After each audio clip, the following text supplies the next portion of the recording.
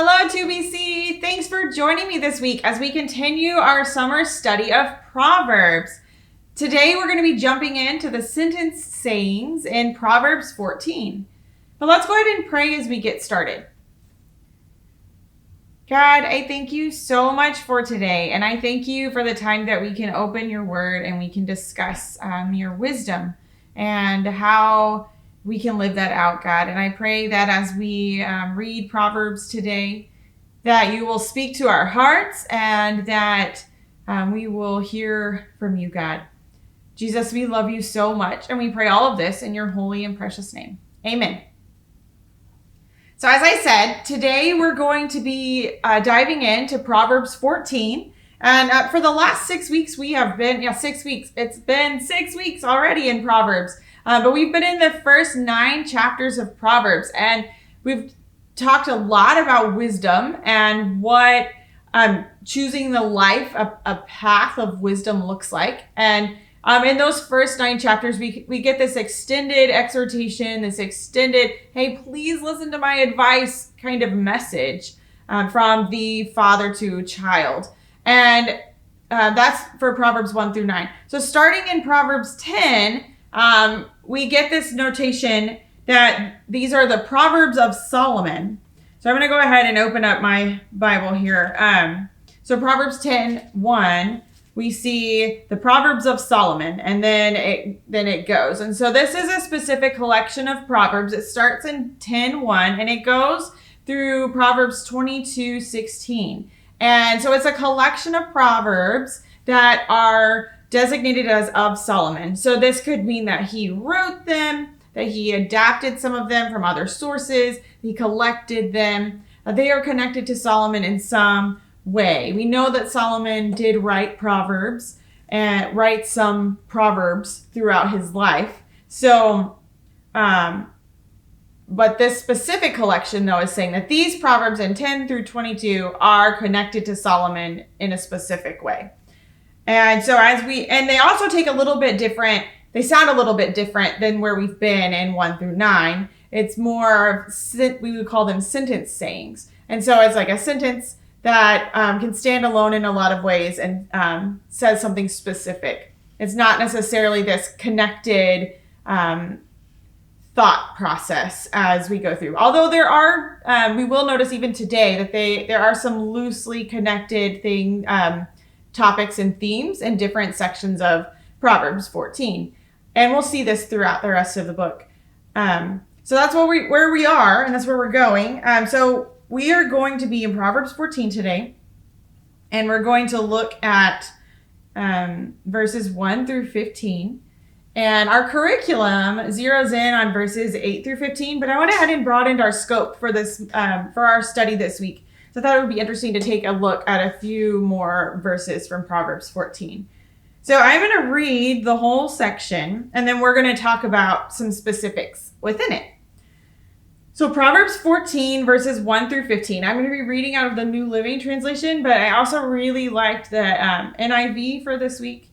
And really, any translation that you prefer would be great. But I'll be reading out of the New Living today. Proverbs 14, 1 through 15. A wise woman builds her home, but a foolish woman tears it down with her own hands. Those who follow the right path fear the Lord. Those who take the wrong path despise him. A fool's proud talk becomes a rod that beats him, but the words of the wise keep them safe. Without oxen, a stable stays clean, but you need a strong ox for a large harvest. An honest witness does not lie. A false witness breathes lies. A mocker seeks wisdom and never finds it, but knowledge comes easily to those with understanding. Stay away from fools, for you won't find knowledge on their lips. The prudent understand where they are going, but fools deceive themselves. Fools make fun of guilt, but the godly acknowledge it and seek reconciliation. Each heart knows its own bitterness, and no one else can fully share its joy. The house of the wicked will be destroyed, but the tent of the godly will flourish. There is a path before each person that seems right, but it ends in death. Laughter can conceal a heavy heart, but when the laughter ends, the grief remains. Backsliders get what they deserve. Good people receive their reward. Only simpletons believe everything they're told. The prudent carefully consider their steps. So as we start through chapter 14 today, these first 15 verses, we can divide it loosely into two groups. So the first 9 verses are loosely connected, and the second 10 through 14 are also loosely connected. And 15 can go with another group of them, but we'll talk about that one today as well. So we are going to notice in these first 9 verses, as we look through, there's a lot of contrast. So we continue to have this contrast between the way of the wisdom and the way of folly. So as we read through, we see that the wise build, the wise follow the right path, and the wise are honest, they speak truth, they stay away from the foolish, they understand, so those are some of the things that come up for the wise. And then we have this contrast with the foolish, the way of the foolishness, the foolish tear down. They take the wrong path.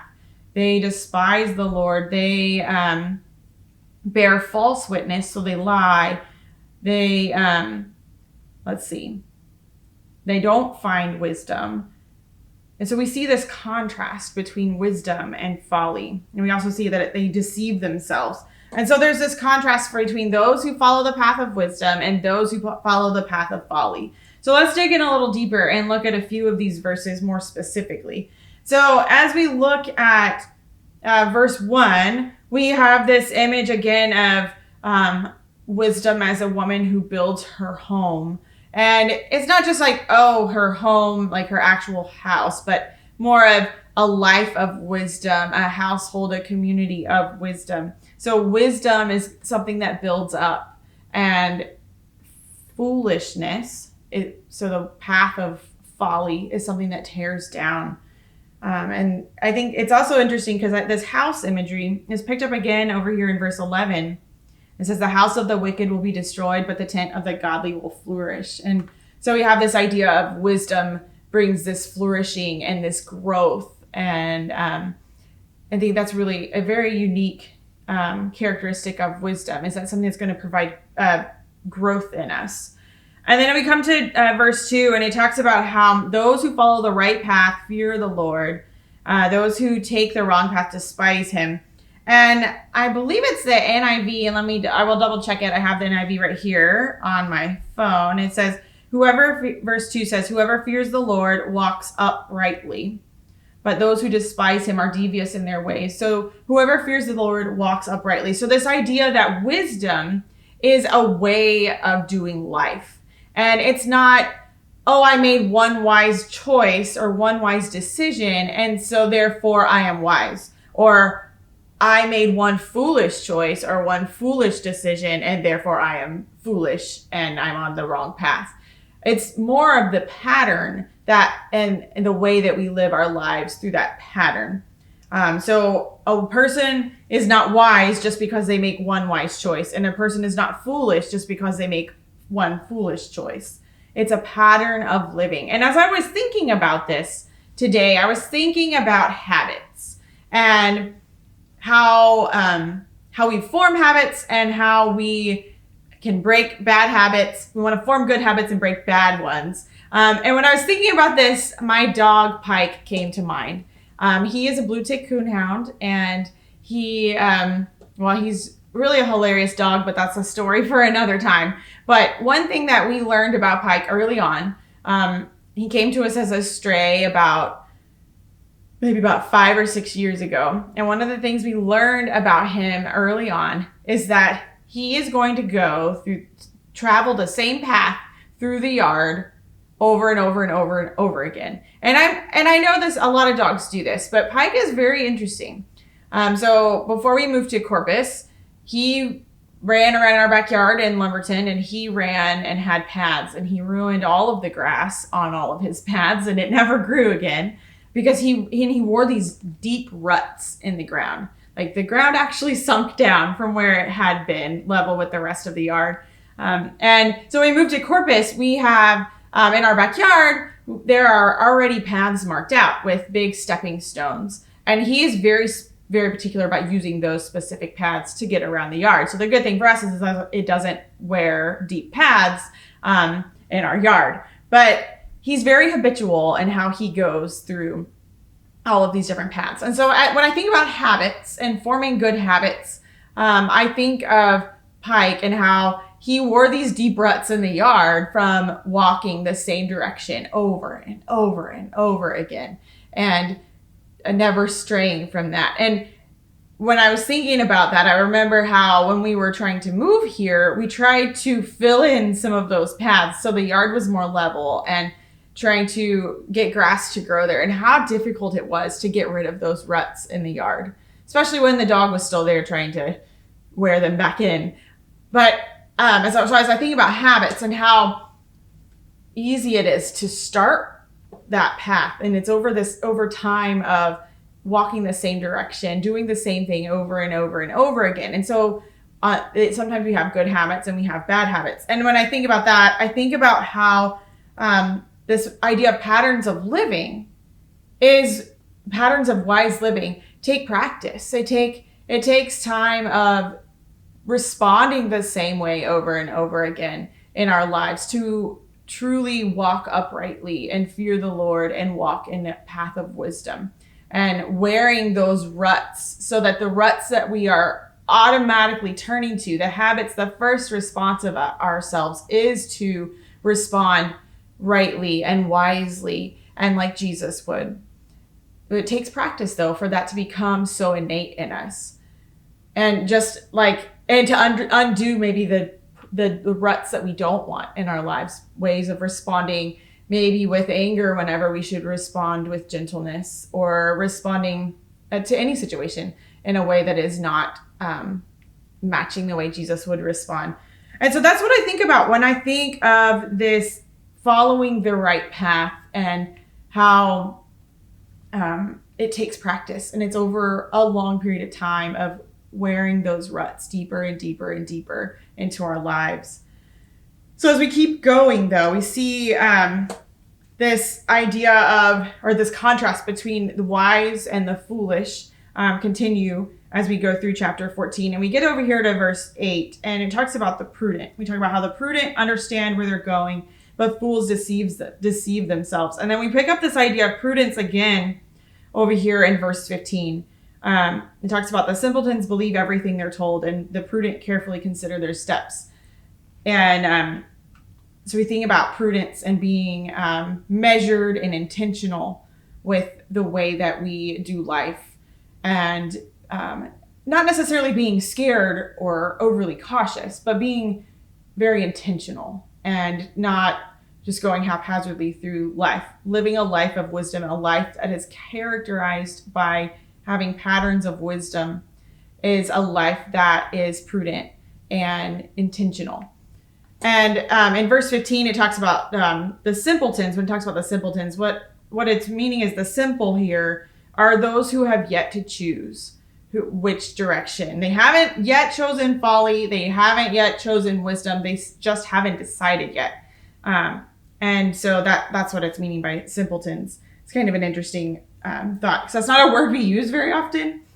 So it's always interesting when those words like that show up in scripture. So then as we keep going, we have verse 9, and it talks about how fools, so the way of foolishness is to not even acknowledge guilt. Like, I'm not guilty. Of course I'm not guilty. I haven't done anything wrong. That's kind of the idea of foolishness here in verse 9. But how those who are godly practice, acknowledge their guilt. And I wanted to read the NIV for verse 9. I think I did a pretty good job. So fools mock at making amends for sin, but goodwill is found among the upright. So walking in the way of wisdom is to be willing to admit when we're wrong and when we mess up and when we make a foolish choice. And that's huge. And when we make those kinds of choices, when we decide, when we do confess, when we do apologize, when we do that, that is deepening the rut of confession and humility and seeking to make things right. Those are good ruts to deepen. And it takes years and years of continuing to respond that way when we mess up for us to really develop that. And so as we keep going, we get to this next section of loosely connected verses, and it's verses 10 through 14. And we talk here, a couple things I noticed when I was reading. We have the heart shows up and joy shows up several times. And that's kind of the theme that ties some of the themes that tie these few verses together loosely. So in verse 10, it talks about how the heart knows its own bitterness. So when we're talking about the heart in this section, we're really talking about how it's the core of who we are. More than the center of our emotions, it's the core of what controls us, of how we live life, how we, just the core of who we are. I think that's a really good way to say that. And there's this sense that only I, Stephanie, can know really and truly what is at my core, what is driving me, what is making me feel the way I do or think the way I do. Only I really know all of those things. So I really only know the things that are really upsetting me or the things that fully bring me joy. Even though other people can know me really well, like Aaron knows me really well, but he doesn't know every single thing about the depth of my heart. And I think that's very interesting as we think through this passage here. And it reminded me of a passage in Luke and the words of Jesus. So let's flip over to Luke 6 for a second. So Jesus is in the middle of teaching. And so we're going to look at Luke 6, verses 43 through 45. So Jesus is teaching, and so he says this: a good tree can't produce bad fruit, and a bad tree can't produce good fruit. A tree is identified by its fruit. Figs are never gathered from thorn bushes, and grapes are not picked from bramble bushes. A good person produces good things from the treasury of a good heart, and an evil person produces evil things from the treasury of an evil heart. What you say flows from what is in your heart. And as I was thinking about this passage, and thinking about the heart and what controls us, what is our deepest core of who we are, and thinking about how the path of wisdom is this over and over practice of responding to God rightly and responding to like everything else in our lives rightly. This came to mind. So out of the overflow of our heart is what our mouth speaks. So the things that are truly in our heart are the things that are going to come out of our mouth and are the things that are going to drive us. What's in our heart will drive how we respond, how we act, how we do life. And I also like this part in Luke 6 where Jesus is talking about good trees produce good fruit, and bad trees can't produce good fruit. And it ties in over here where we talk about in verse, let's see, where is it? Oh yeah, verse 11, where it talks about the tent of the godly will flourish. And this idea of a tree that is bearing good fruit is a tree that is flourishing. It is a tree that is growing. It is a tree that is soaking up nutrients in the ground, and it is producing the best of what it can. And as we continue to walk in the way of wisdom and follow in Jesus's footsteps, we too will soak up those nutrients and grow and flourish just like a good tree, and we will bear good fruit. And that's that overflow. So what is deep inside us? What is at our core? So what's at the core of a solid, like a tree that is producing good fruit, is what is causing it to produce good fruit. So our core, our roots, our foundation must be deep, and it must be very nutrient rich in order to produce good fruit. And walking in the way of wisdom is a huge part of that. So there's one other part of this I wanted to point out as we continue through this passage. So we have heart and joy in verse 10, and then we come down, we have laughter can conceal a heavy heart, and then we have, once again, verse 14 is the other place that heart shows up, but most English translations don't actually put the word heart in it. You can look at the New American Standard or the ESV to see how they translate it. But it says, backsliders get what they deserve. Only good people receive their reward. So the idea here is backsliders in heart. So if we were to think about it, so it's people who have already chosen to follow the path of wisdom, who've already decided to follow God, and they've decided to turn away for one reason or another. So it's people who, that's what they're talking about here, which I think is so interesting. I didn't necessarily pick up on my first time reading it, but it's just the idea that there are people who will backslide and who will choose a different path once they've already started down the path of wisdom. And that's what they're talking about here. And bringing up this idea of retribution or punishment for following the way of folly. And we get that here in verse 14, but we also have gotten it a couple other places, like verse 11 or 12, where we get this idea that there's punishment for following the path of folly, that it will ultimately lead to destruction and to one's demise. But it's not just a punishment based off of one action. It's that pattern of living. It's not, oh, I made a mistake. Oh, now I'm doomed. No, it's a pattern of living. You look at the totality of a life, and is your life characterized by wisdom, or is it characterized by folly? And so I can look at my life and see definitely things that I have done wrong, but you look across the whole thing, and are we living lives that are pursuing God and pursuing the things of God and deepening those ruts of what it looks like to follow Jesus and trying to deepen that in our lives? Or are we choosing to live differently and live a life full of folly and poor choices? So it's not just, one or two actions determines which path we're on. It's the whole pattern. And so that brings us to the end of our section for today. We already talked about verse 15 and the prudent and the simpletons and all of that. And so I think the thing that stood out to me the most as I was reading this section is this idea of living a life of wisdom driven by what's truly deep within our heart. And so it causes us to ask the question of, what am I doing? How am I living? How am I responding? What patterns do I notice in my life that are good? What patterns do I notice in my life that maybe are not following the pattern that Jesus has set out for us, the path of wisdom? Which ones are following the path of folly? And I think it's just that constant reflection, that constant being willing to notice when we're wrong and being willing to change, that will drive us towards living a life of wisdom. So thank you so much for joining me today. Next week, we'll continue in the sentence sayings. We'll skip ahead, I think, a chapter or two and keep our conversation going about Proverbs. We have 4 more weeks in Proverbs, and then we'll shift to Song of Solomon for 2 weeks. I can't believe it. We're pretty much halfway through our summer study, but it's been really good so far. If you haven't already been reading through Proverbs, I encourage you to do that.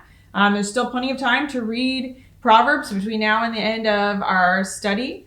And I'll see you next week. Bye.